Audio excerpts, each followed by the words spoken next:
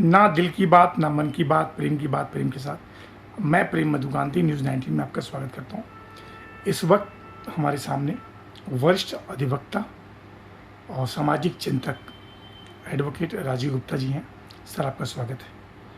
Sir, बहुत ही बड़ा सवाल मेरा है, महत्वपूर्ण सवाल है कि आज के इस दौर में राष्ट्र प्रेम और राष्ट्र धर्म की बात हर किसी से सुनी जाती है, लोग कहते भी हैं, लेकिन उसको कैसे आत्मसात किया जाए, कैसे अपनाया जाए, इसके बारे में क्या विचार है आपका?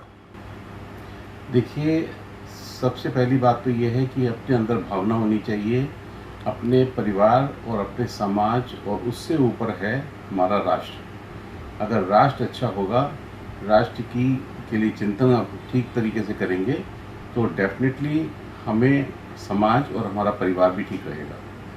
मुझे मालूम है कि मैं जब भी ईश्वर से प्रार्थना करता हूँ तो सबसे पहले अपने राष्ट्र के लिए, फिर समाज के लिए और फिर परिवार के लिए, ये मेरी सबसे बड़ी प्रार्थना होती है। राष्ट्र के हित में ही सब कुछ हमारा हित है।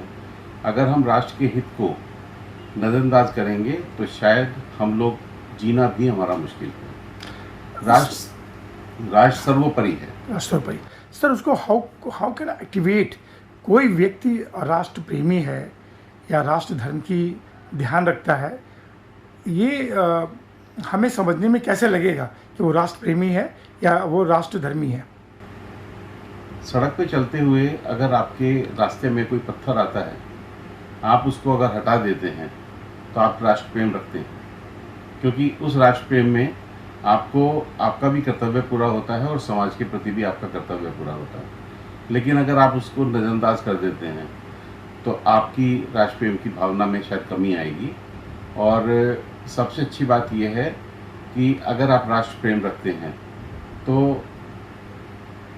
पूरे समाज और पूरे परिवार और पूरे देश, आप अपने आप ही उसको प्यार करने लग जाएंगे।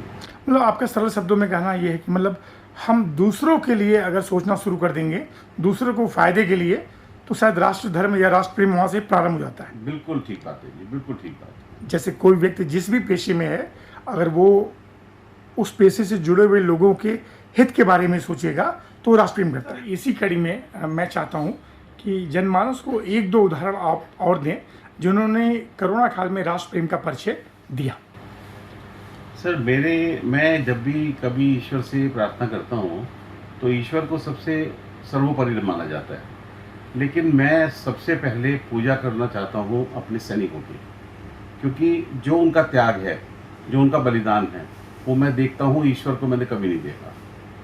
दूसरी बात, हालांकि ये शायद पता नहीं किसी को अच्छी लगे या ना लगे, रतन टाटा बहुत बुजुर्ग हैं और जो उन्होंने अपने आप को देश के लिए समर्पित किया है, शायद ऐसा कोई समर्पण नहीं हो सकता। आप सुबह जब उठते हैं, सुबह से लेकर के रात सोते हैं, हर चीज़ का जो भी मैन्युफैक्चरिंग होती है, जो भी प्रयोग करते हैं, वो रतन टाटा जी ने अब दुनिया को दी हुई है। और कभी भी इनके लिए कभी भी आपने कोई विपरीत परिस्थितियां नहीं सुनी होंगी, विपरीत बातें नहीं सुनी होंगी देश को लेकर के। लेकिन मैं रियली उनको नमन करता हूँ।